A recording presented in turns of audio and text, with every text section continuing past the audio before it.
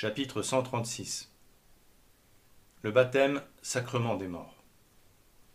Notre Seigneur Jésus-Christ a institué 7 sacrements. Le baptême, la confirmation, l'Eucharistie, la pénitence, l'extrême onction, l'ordre et le mariage. Il nous confère la grâce de Dieu dans les moments de notre vie où nous en avons le plus besoin. À notre naissance, à l'adolescence, quand nous avons perdu l'amitié de Dieu, au commencement d'un nouvel état, à la mort. Il y a 3 sacrements que l'on ne peut recevoir qu'une fois, le baptême, la confirmation et l'ordre, parce qu'ils impriment dans notre âme un caractère ineffaçable. Ce caractère ineffaçable consiste en une sanctification particulière et une union spéciale avec Jésus-Christ. C'est à ce signe que les anges reconnaissent ceux qui appartiennent à leur famille et qu'ils doivent protéger, nous dit saint Cyril de Jérusalem. Le caractère de ces sacrements reste gravé dans l'âme, même si l'on tombe en état de péché mortel, et il restera gravé dans l'âme dans l'autre vie. Il sera pour les justes un signe de gloire et d'honneur, et pour les damnés un signe de honte. À la vue de ce sceau, les bienheureux seront éternellement glorifiés par leurs compagnons, les damnés, éternellement injuriés et cruellement tourmentés par les démons. 2 des sacrements, le baptême et la pénitence, ont pour but principal de faire naître ou renaître la grâce sanctifiante. Les autres sacrements la supposent ou l'augmentent. Ainsi, le baptême et la pénitence se nomment sacrements des morts, parce qu'ils sont institués en faveur de ceux dont l'âme est en état de mort par le péché. Mais le baptême et la pénitence peuvent aussi augmenter la grâce sanctifiante. En effet, si l'on change sérieusement de vie, si l'on a une contrition parfaite, la volonté de se soumettre à la volonté de Dieu et de faire tout ce qu'il attendra de nous, c'est le signe manifeste que l'on a déjà le Saint-Esprit. Et avec lui, la grâce sanctifiante, avant même la réception de l'eau du baptême ou de l'absolution lors de la confession, comme le constata saint Pierre avec le centurion Corneille. Les Actes des Apôtres relatent cet épisode apostolique, lors duquel le centurion Corneille et sa famille furent remplis du Saint-Esprit pendant la prédication de saint Pierre, alors qu'ils n'avaient pas encore reçu le baptême. Il est utile de se remémorer cet épisode de la Sainte Écriture, décrit au chapitre 10 des Actes des Apôtres. Il y avait un homme à Césarée nommé Corneille, qui était centurion, dans une cohorte de la légion appelée l'Italienne. Il était religieux et craignant Dieu avec toute sa maison. Il faisait beaucoup d'aumônes au peuple, et il priait Dieu incessamment. Un jour, vers la 9e heure, il vit clairement dans une vision un ange de Dieu qui se présenta devant lui et lui dit « Corneille ». Alors, regardant l'ange, il fut saisi de frayeur, et il lui dit « Seigneur, qu'y a-t-il » L'ange lui répondit « Tes prières et tes aumônes sont montées jusqu'en la présence de Dieu, et il s'en est souvenu. Envoie donc présentement des personnes à Jopé, et fais venir un certain Simon, surnommé Pierre, qui est logé chez un corroyeur nommé Simon, dont la maison est près de la mer. C'est lui qui te dira ce qu'il faut que tu fasses. » L'ange qui lui parlait s'étant retiré, il appela 2 de ses domestiques, et un soldat craignant Dieu, du nombre de ceux qui lui obéissaient. Et, après leur avoir dit tout ce qui lui était arrivé, il les envoya à Jopé. Le lendemain, lorsqu'ils étaient en chemin, et qu'il s'approchait de la ville, Pierre monta sur le haut de la maison où il était, vers la 6e heure, pour prier. Ensuite, ayant faim, il voulut manger. Mais pendant qu'on lui apprêtait à manger, il lui survint un ravissement en esprit. Il vit le ciel ouvert, et comme une grande nappe qu'on descendait par les 4 coins du ciel sur la terre, où il y avait de toutes sortes d'animaux terrestres à 4 pieds, et de reptiles et d'oiseaux du ciel. Et il entendit une voix qui lui dit « Lève-toi, Pierre, tue et mange. » Mais Pierre répondit, « Je n'ai garde, Seigneur, car je n'ai jamais rien mangé de ce qui est impur et souillé. » La voix, lui parlant encore une seconde fois, lui dit, « N'appelle pas impur ce que Dieu a purifié. » Cela étant fait, jusqu'à 3 fois, la nappe fut retirée dans le ciel. Lorsque Pierre était en peine en lui-même de ce que pouvait signifier la vision qu'il avait eue, les hommes envoyés par Corneille, s'étant informés de la maison de Simon, se présentèrent au même moment à sa porte. Et ayant appelé quelqu'un, demandèrent si ce n'était pas là que Simon, surnommé Pierre, était logé. Cependant, que Pierre pensait à la vision qu'il avait eue, l'Esprit lui dit, « Voilà 3 hommes qui te demandent. Lève-toi donc, descends, et n'hésite point à aller avec eux, car c'est moi qui te les ai renvoyés. » Pierre, étant descendu pour aller trouver ces hommes qui le demandaient, leur dit, « Je suis celui que vous cherchez. Quel est le sujet pour lequel vous êtes venus ?» Ils lui répondirent, « Corneille, centurion, homme juste et craignant Dieu, selon le témoignage que lui rend toute la nation juive, a été averti par un saint ange de vous faire venir en sa maison, et d'écouter vos paroles. » Pierre, les ayant donc fait entrer, les logea. Et le lendemain, il partit avec eux, et quelques-uns des frères de la ville de Jopé l'accompagnèrent. Le jour d'après, ils arrivèrent à Césarée, où Corneille les attendait avec ses parents et ses plus intimes amis, qu'il avait assemblés chez lui. Lorsque Pierre fut entré, Corneille vint au-devant de lui, et se jetant à ses pieds, il l'adora. Mais Pierre le releva, lui disant, « Levez-vous, je ne suis qu'un homme comme vous. » Et s'entretenant avec lui, il entra dans la maison, où il trouva beaucoup de personnes qui s'y étaient assemblées. Alors il leur dit, « Vous savez combien un juif a horreur de se lier avec un étranger, ou d'aller chez lui. Mais Dieu m'a fait voir que je ne devais appeler aucun homme impur et souillé. C'est pourquoi, dès que vous m'avez mandé, je n'ai fait aucune difficulté de venir. Je vous prie donc de me dire pourquoi vous m'avez envoyé quérir. » Alors Corneille lui dit, « Il y a maintenant 4 jours que, m'étant mis en prière dans ma maison, à la 9e heure, un homme vêtu d'une robe blanche vint se présenter tout d'un coup devant moi et me dit, « Corneille, ta prière a été exaucée, et Dieu s'est souvenu de tes aumônes. C'est pourquoi envoie quelqu'un à Jopé, et fais venir Simon, surnommé Pierre. Il est logé en la maison de Simon, près de la mer. J'ai envoyé alors même vers vous, et vous m'avez fait la grâce de venir. Nous voilà donc maintenant tous assemblés devant vous, pour entendre de votre bouche tout ce que le Seigneur vous a ordonné de nous dire. » Alors Pierre, prenant la parole, dit, « En vérité, je vois bien que Dieu n'a point d'égard aux diverses conditions des personnes, mais qu'en toute nation, celui qui le craint et dont les œuvres sont justes lui est agréable. Dieu s'est fait entendre aux enfants d'Israël en leur annonçant la paix par Jésus-Christ. Il est le Seigneur de tous. Et vous savez ce qui est arrivé dans toute la Judée, et qui a commencé par la Galilée, après le baptême que Jean a prêché. Comment Dieu a oint de l'Esprit Saint et de force Jésus de Nazareth, qui, allant de lieu en lieu, faisait du bien partout, et guérissait tous ceux qui étaient sous la puissance du diable, parce que Dieu était avec lui. Et nous sommes témoins de toutes les choses qu'il a faites dans la Judée et dans Jérusalem. Cependant, ils l'ont fait mourir, l'attachant à une croix.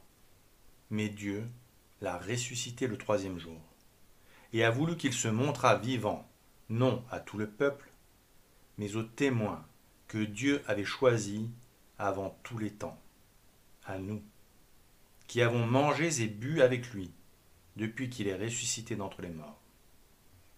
Et il nous a commandé de prêcher et d'attester devant le peuple que c'est lui qui a été établi de Dieu pour être le juge des vivants et des morts. Tous les prophètes lui rendent témoignage que tous ceux qui croiront en lui recevront par son nom la rémission de leurs péchés. Pierre parlait encore lorsque le Saint-Esprit descendit sur tous ceux qui écoutaient la parole. Et les fidèles circoncis, qui étaient venus avec Pierre, furent frappés d'étonnement de voir que la grâce du Saint-Esprit se répandit aussi sur les gentils. Car ils les entendaient parler diverses langues et glorifier Dieu.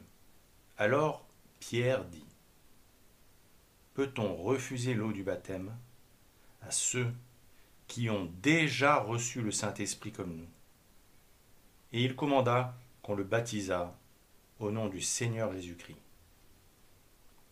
Quelle leçon tirer de cet enseignement, si ce n'est que l'on ne reçoit la grâce par les sacrements que si nous nous y préparons convenablement.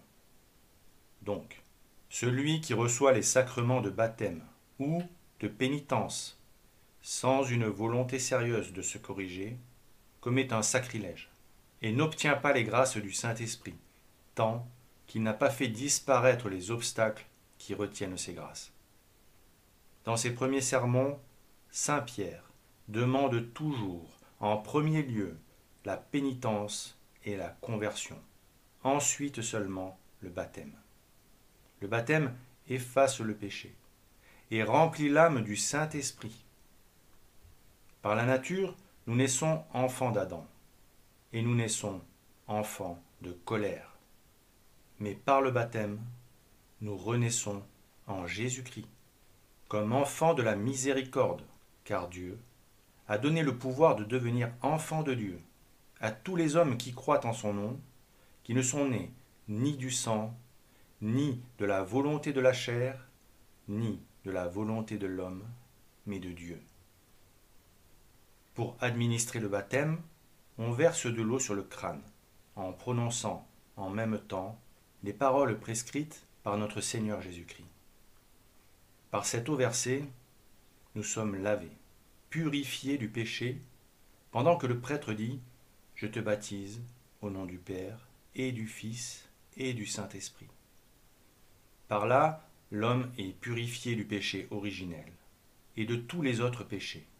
Une marque est apposée sur son âme. Il devient enfant de Dieu, héritier du ciel et membre de l'Église.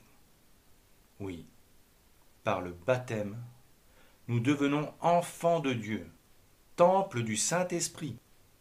Quelle grâce que de recevoir le baptême! Le ciel s'ouvre sur nous et nous devenons héritiers du ciel. Il fait de nous des membres du corps mystique du Christ, des pierres vivantes de l'Église. Et c'est Jésus-Christ qui, lors de son ascension, ordonna de conférer le baptême en disant à ses apôtres : allez, enseignez toutes les nations et baptisez-les au nom du Père et du Fils et du Saint-Esprit. On est purifié des péchés par le baptême dignement reçu. Saint Pierre le dit clairement le jour de la Pentecôte : faites pénitence, et que chacun de vous se fasse baptiser en rémission de ses péchés, et vous recevrez le don du Saint-Esprit. L'eau purifie le corps de ses souillures et éteint le feu. Le baptême produit le même effet, mais d'une manière spirituelle. Il nous purifie des souillures du péché et éteint les flammes de l'enfer pour nous. Saint Cyril d'Alexandrie déclare que l'eau baptismale reçoit une vertu divine par l'opération du Saint-Esprit. Le baptême efface la tache du péché originel. Chez les adultes, il efface aussi les autres péchés dont l'âme se serait souillée. Le baptême marque la naissance de l'âme en Dieu. C'est la nouvelle naissance dont le Christ parla à Nicodème quand il lui dit : en vérité, je te dis que personne ne peut voir le royaume de Dieu s'il ne naît de nouveau. Ainsi, par le baptême, le chrétien commence une vie nouvelle. Il commence à vivre vraiment, car par le baptême, nous devenons un avec Jésus-Christ, qui est la vie. C'est par lui que nous sommes unis à Jésus-Christ comme les membres du corps avec la tête. Le baptême est absolument nécessaire au salut. Notre Seigneur l'a déclaré très explicitement. Si quelqu'un ne renaît de l'eau et de l'Esprit Saint, il ne peut entrer dans le royaume de Dieu. Et comme le baptême est d'une si grande nécessité, Dieu a voulu qu'il fût extrêmement facile de le recevoir. Il ne faut que de l'eau pour conférer le baptême, et on peut en trouver à peu près partout. Toute personne peut baptiser en cas de nécessité, n'importe où, et sans les cérémonies solennelles, c'est dire si l'Église accorde une grande importance au baptême. Cependant, nous avons vu dans les Actes des Apôtres que le centurion Corneille et ses proches avaient reçu le Saint-Esprit avant même d'être baptisés. Saint Pierre, alors souverain pontife, le constata et comprit, grâce au songe qu'il avait eu juste avant, que les gentils pouvaient et devaient être baptisés. Car si celui qui possède la grâce sanctifiante est déjà enfant de Dieu, et qu'à ce titre il est héritier du ciel, le baptisé seul peut dire dans la plénitude de ses droits « Notre Père » quand il s'adresse à Dieu. Aussi, autrefois, ne faisait-on pas connaître l'oraison dominicale à ceux qui n'étaient pas baptisés. Et l'on voit, dans les Actes des Apôtres, que saint Pierre fit baptiser le centurion Corneille et sa famille pour cette raison. Saint Pierre, en faisant baptiser Corneille et ses proches, prouve par là la nécessité de la réception du sacrement quand il peut être reçu. Il n'en demeure pas moins que quand la réception de l'eau baptismale est impossible, l'Église enseigne que Dieu, dans sa grande miséricorde et par sa grâce, peut sauver une âme qui n'a pas reçu cette eau vivifiante. Tout comme il peut sauver une âme vraiment contrite, n'ayant pas pu se confesser et recevoir le sacrement de pénitence. Car alors, ces deux sacrements, créés par Dieu pour l'homme mort spirituellement, peuvent être suppléés, l'un par la contrition parfaite et l'autre par la contrition manifestée dans le désir de recevoir le baptême ou encore par le martyre pour Jésus-Christ. Tous les patriarches, les prophètes et les saints de l'Ancien Testament avaient le désir du baptême, c'est-à-dire, comme Corneille et sa famille, un grand amour de Dieu et l'ardent désir de faire tout ce que Dieu ordonnerait et par conséquent le désir de recevoir le baptême, même sans savoir ce qu'il était. Car aux yeux de Dieu, qui par là montre son infinie miséricorde, la volonté a la valeur de l'action. Le canon 737, numéro 1 du Code canon 1917, précise que le baptême, porte et fondement des autres sacrements, est nécessaire de fait ou tout au moins de désir au salut de tous. Il n'est conféré validement que par l'ablution avec une eau vraie et naturelle, accompagnée des paroles prescrites. Saint Ambroise, docteur et père de l'Église, illustre cette vérité quand il dit de Valentinien II, qui s'était mis en chemin pour aller à Milan, recevoir le baptême et fut assassiné en route, son désir du baptême l'a purifié. Dans l'oraison funèbre de ce catéchumène, il déclare très clairement « Hélas, me dites-vous, notre frère est mort sans avoir reçu le sacrement de baptême. Laissez-moi répondre à ce scrupule de votre piété. Qu'est-ce qui dépend de nous en cette vie, sinon le désir et la volonté? Or, il eut le désir ardent, la volonté ferme de recevoir le baptême. Puis, il affirme que cette intention ferme de recevoir la grâce du baptême lui a valu la supplétion du sacrement, précisant. Autrement, il faudrait dire que sans être baptisés, les catéchumènes qui versent leur sang pour Jésus-Christ n'obtiennent point la couronne du ciel. Vous savez le contraire. Or, quand saint Ambroise affirme ceci, Il se rappelle des paroles de notre Seigneur Jésus-Christ qui a dit « Celui qui perd la vie à cause de moi la retrouvera ». Saint Thomas d'Aquin précise qu'en dehors du baptême d'eau, on peut recevoir l'effet du sacrement de la passion du Christ en tant que l'on se conforme à lui en souffrant pour lui. C'est ce que dit l'Apocalypse, chapitre 7, verset 14. Ceux-ci sont venus de la grande épreuve. Ils ont lavé leurs robes et les ont blanchies dans le sang de l'agneau. Pour la même raison, on peut aussi recevoir l'effet du baptême par la vertu du Saint-Esprit, non seulement sans le baptême d'eau, mais même sans le baptême de sang. Quand le cœur est ému par le Saint-Esprit à croire en Dieu et à se repentir de son péché. Ainsi parle saint Augustin, que le martyre remplace quelquefois le baptême, le bienheureux Cyprien en trouve un argument qui n'est pas sans poids dans le larron, qui n'était pas baptisé, et à qui il a été dit « Aujourd'hui, tu seras avec moi dans le paradis ».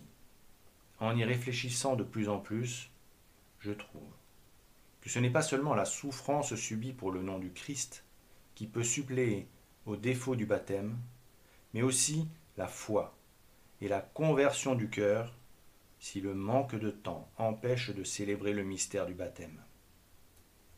Et saint Augustin dit aussi dans la Cité de Dieu, tous ceux, en effet, qui meurent pour la confession de Jésus-Christ obtiennent, sans avoir reçu le baptême, le pardon de leurs péchés, comme s'ils avaient été baptisés.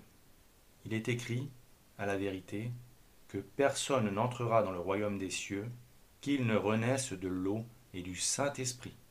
Et l'exception à cette règle est contenue dans ces paroles non moins formelles. Quiconque me confessera devant les hommes, je le confesserai aussi devant mon Père qui est dans les cieux. Et ailleurs, qui perdra sa vie pour moi, la trouvera.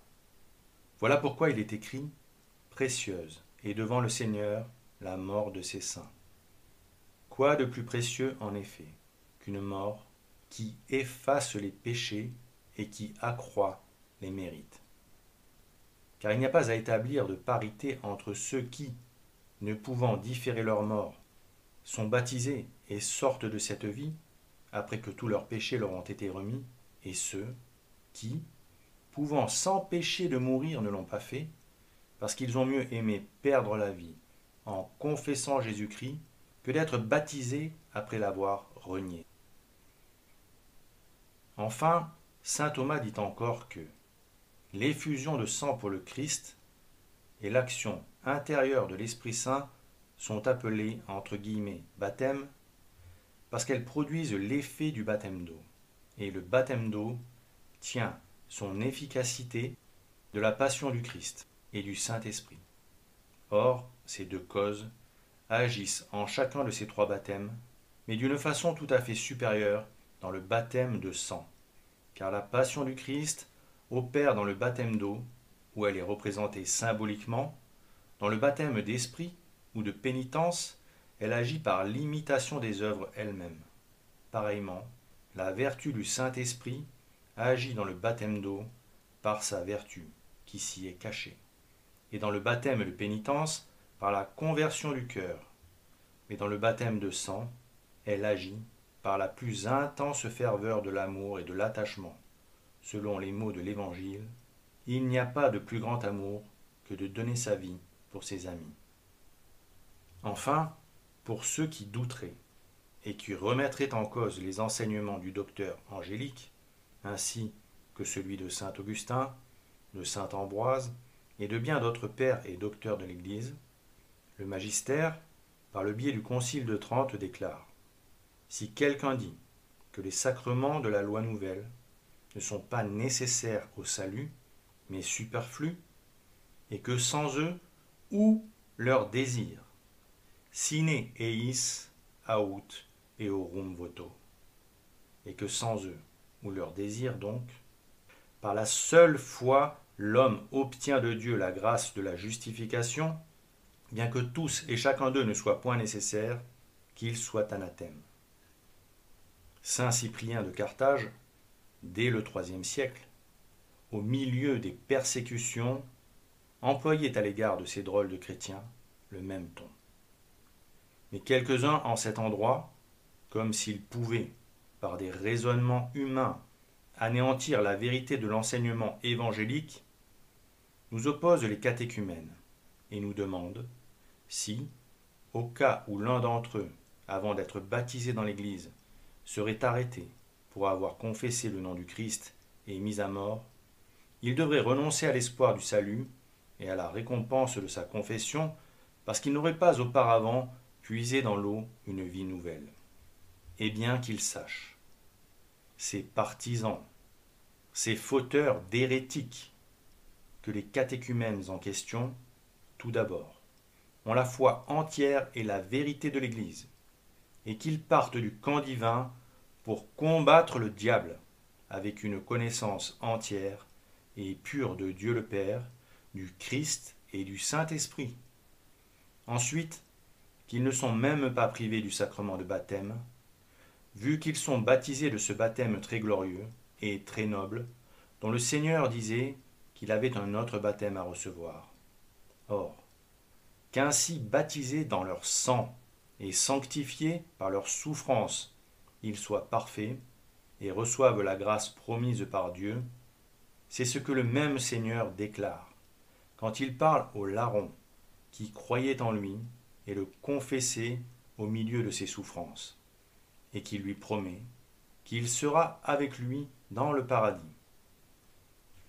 Saint Robert Bellarmin, enfin, souligne qu'il peut apparaître contradictoire que le dogme enseigne que l'on entre dans l'Église par le baptême, et que hors de l'Église, personne n'est sauvé, mais que ceux qui meurent en étant catéchumènes, et donc sans avoir reçu le baptême, peuvent être sauvés, alors qu'ils n'ont pas été baptisés. Et il explique, lui aussi, que parce que les catéchumènes sont fidèles, ils peuvent être sauvés s'ils meurent dans cet état. Car les catéchumènes sont dans l'Église, bien que non en fait réel, sinon au moins en résolution. Par conséquent, ils peuvent être sauvés. Ceux qui nient cette possibilité d'être sauvés méconnaissent profondément certains aspects de la nature de Dieu, qui sont pourtant enseignés par l'Église depuis les temps apostoliques. Dieu est charité et miséricorde. Dieu est hors du temps, et Dieu veut sauver tous les hommes. Saint Paul le dit explicitement dans sa première épître à Timothée, en parlant de notre Sauveur, qui veut que tous les hommes soient sauvés et qu'ils viennent à la connaissance de la vérité. Que Dieu soit charité et miséricorde est indiscutable. Dieu est amour, enseigne saint Jean. Et il est si miséricordieux qu'il a envoyé son Fils afin qu'il offre son saint sacrifice et qu'il le réitère chaque jour, à chaque fois qu'une messe est célébrée. Son Fils nous a donné les sacrements pour nous aider sur la voie du salut, parce qu'il veut que tous les hommes se sauvent en acceptant de coopérer à la grâce. La porte d'entrée dans l'Église est le baptême. Or, chaque homme qui sincèrement demande à recevoir le baptême et change de vie pour être en mesure de le recevoir, commence à voir la grâce sanctifiante agir en lui, comme le montre l'exemple biblique du centurion Corneille, avant même qu'il ait reçu le baptême. Cette présence de la grâce sanctifiante dans une âme est déjà le signe de sa filiation divine, car Dieu est en dehors du temps, et le temps ne constitue donc pas un obstacle pour recevoir la grâce. Dieu sonde les cœurs et les reins. Il connaît l'âme qui se tourne vers lui. Et quelle est la sincérité de sa contrition? Il nous aime plus qu'un père aime ses enfants. Il a donné son Fils unique pour pouvoir nous adopter.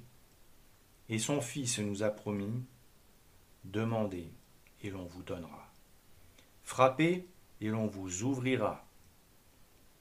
Alors à ceux qui, dans leur extrême malice, refuse de comprendre l'amour infini que nous porte notre Père éternel, qui veut tous nous adopter, sans pourtant nous y contraindre, parce qu'il respecte notre libre arbitre, à ceux-là donc, qui disent de notre Père qui est aux cieux, qu'il donnerait un de ses enfants, qui a ardemment désiré le baptême, et mis tout en œuvre pour le recevoir, mais qui serait mort avant, ou pire, qui serait mort pour avoir refusé d'abjurer notre Seigneur Jésus-Christ, en se privant ainsi, en le confessant, de toute possibilité d'être baptisé plus tard, nous affirmons qu'ils disent cela parce qu'ils n'ont pas le même Père que nous.